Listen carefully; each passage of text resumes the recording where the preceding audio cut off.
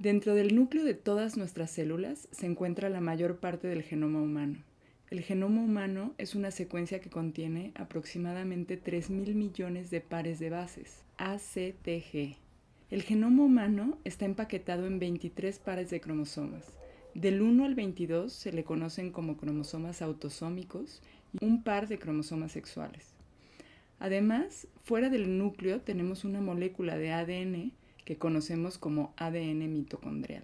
En esta etapa del proyecto nos vamos a centrar en el análisis del genoma nuclear, ubicado en los cromosomas autosómicos.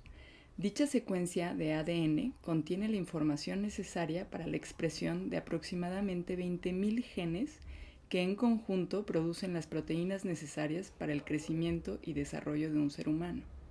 Gracias a los esfuerzos de diferentes instituciones e investigadores de todo el mundo, en 2003 se publicó la secuencia completa del genoma humano. Con esta información se confirmó que dos individuos no relacionados entre sí comparten el 99.9% de la secuencia de ADN y tan solo el 0.1% de la secuencia contiene variaciones. Es importante resaltar que a pesar de que 0.1% puede parecer poco, esto representa millones de variaciones entre individuos. De hecho, hoy se sabe que la mayoría de estas variaciones corresponden a variantes de un solo nucleótido, conocido como SNP, por sus siglas en inglés. Es decir, en una posición determinada es posible encontrar distintos alelos, por ejemplo A y G, y la frecuencia de estos alelos puede variar entre poblaciones. Los SNPs sirven como marcadores genéticos y es la comparación de la frecuencia de estos marcadores entre poblaciones lo que se utiliza para estudiar diferentes procesos microevolutivos, tanto de la especie humana como entre los seres humanos y otras especies. A los procesos de divergencia ocurridos al interior de una especie los llamamos microevolución. En el caso de los humanos, el periodo de tiempo es relativamente corto, aproximadamente 200.000 años, ni siquiera una millonésima parte de la historia de la vida en la Tierra.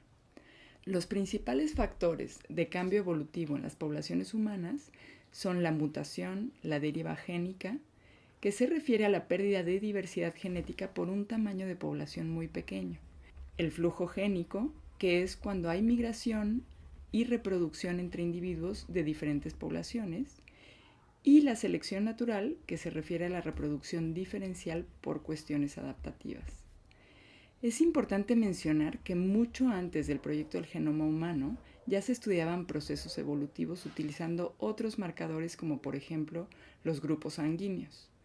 Sin embargo, con las herramientas genómicas actuales es posible hacer estos estudios de una manera mucho más fina.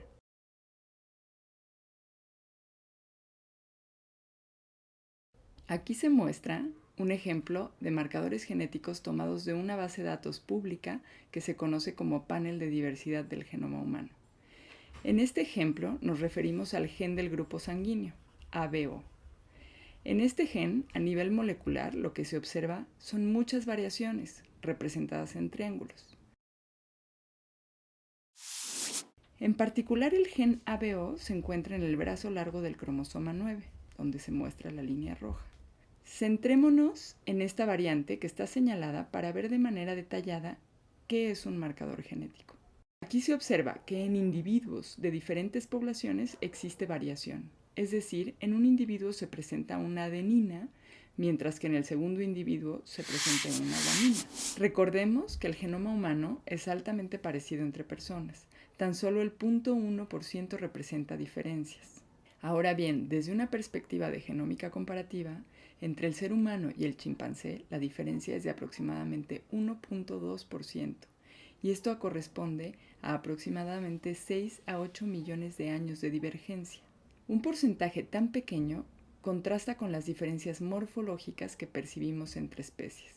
El porcentaje de diferencia es mayor debido a que cada especie tuvo sus respectivas historias evolutivas y procesos adaptativos.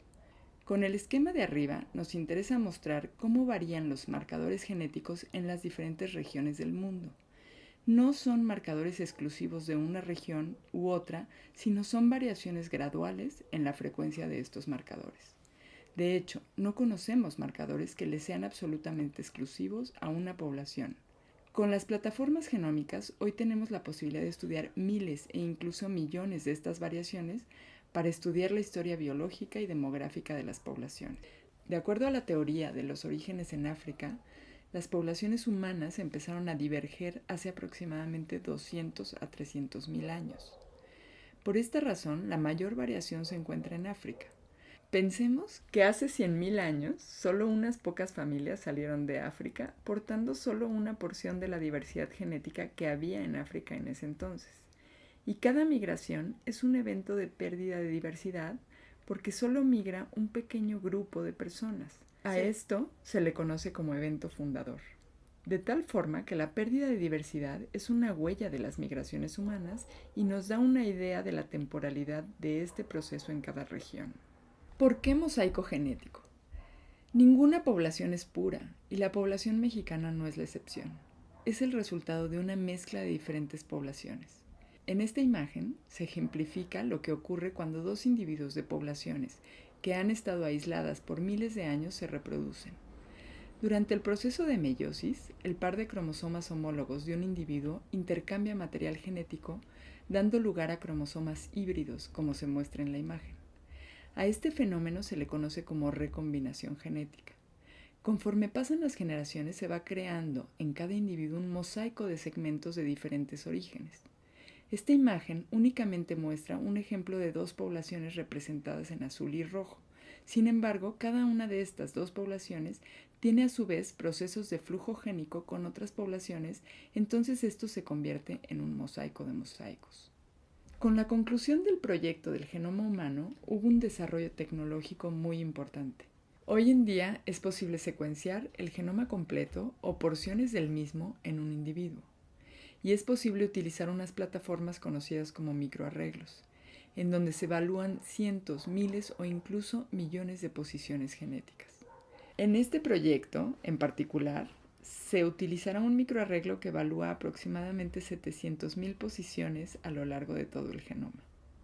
Con estas plataformas genómicas, métodos estadísticos y algoritmos computacionales es posible hacer inferencias sobre la composición ancestral o ancestría de un individuo. La composición ancestral se puede estimar de dos formas. La primera, conocida como ancestría global, en donde se calcula la proporción del genoma de un individuo que tiene uno u otro origen. La segunda se le conoce como ancestría local y con esta es posible reconstruir la estructura de mosaico de un individuo cromosoma por cromosoma. La estimación de ancestría global y local se hacen comparando la información del individuo con la misma información de individuos de diferentes orígenes. Las poblaciones que se ocupan para comparar se le conocen como población de referencia. A manera de resumen, consideramos importante resaltar que los estudios de composición ancestral de un individuo o estudios de ancestría, como mencionamos anteriormente, son estimaciones que pueden variar dependiendo de diferentes aspectos, como por ejemplo la población de referencia seleccionada, los marcadores genéticos incluidos, el método estadístico empleado, así como los parámetros utilizados en el método. Con frecuencia se habla de los datos genéticos como sinónimo de verdadero. Es importante aclarar que los resultados son productos de métodos e inferencias falibles y perfectibles. Es decir, el genoma no se lee o decodifica de modo transparente. Hacemos inferencias y asociaciones basados en evidencias moleculares y no moleculares. Por ejemplo, las poblaciones de referencia se eligen procurando cubrir un amplio espectro geográfico. Sin embargo, las poblaciones que se eligen para representar cada continente depende de la disponibilidad de los datos. En ese sentido, la variación de Europa está sobrerepresentada con respecto a otros continentes por tener mayor número de estudios genómicos en dicha población. Por tanto, tener un bajo porcentaje nativoamericano, africano u otro podría indicar que nuestro patrón de variación no concordó con aquellas poblaciones incluidas hasta la fecha, pero podría concordar con poblaciones que no fueron consideradas o que no están disponibles, dado que ningún marcador es exclusivo de un grupo. A diferencia del resto de rasgos corporales, nuestro material genético pasa a través de las generaciones mayoritariamente sin ser afectado por el medio ambiente. Por ello, representa evidencia confiable para dilucidar respuestas sobre 1. La historia de la especie humana relacionada con nuestra ruta migratoria y 2. El factor hereditario de algunas enfermedades. Los estudios genómicos conllevan diversas implicaciones éticas, jurídicas y sociales. En esta presentación seleccionamos 3 niveles para ejemplificarlas. Individual. En los últimos años han proliferado las pruebas genéticas directas al consumidor, que buscan informar al usuario sobre su predisposición a ciertas enfermedades. No obstante, como hemos mencionado, en las enfermedades complejas es muy difícil definir el riesgo de padecer una enfermedad a partir de variantes, ya que surgen en la interacción con el ambiente. Además, nuestro deseo de interpretar las variantes podría modificarse según nuestra posibilidad de actuar ante un diagnóstico. Familiar. El derecho a no saber. Según los mecanismos de la herencia, es muy probable que la información que es verídica para mí lo sea también para mis familiares. Inevitablemente se vulnera el derecho de mis familiares a elegir sobre si quieren conocer o no esa información y, por otra parte, la clarificación de relaciones familiares. Cuanto más crecen las bases de datos, es más probable dilucidar relaciones parentales de manera involuntaria e incluso, al hacer disponible nuestra información, podemos vulnerar la privacidad de un familiar que ni siquiera se ha realizado un estudio genómico. Étnico. Pertenencia a una comunidad y el cuestionamiento a los mitos y narrativas de origen.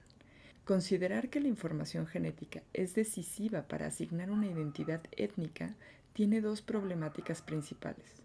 Por un lado, desestima factores fundamentales de nuestra identidad como el devenir histórico y geográfico de un grupo, la autoadscripción y el reconocimiento comunitario, y por otra, no considera que las pruebas genéticas se generan a partir de los objetivos de la investigación, por lo que las pruebas distintas podrían llevar a resultados distintos.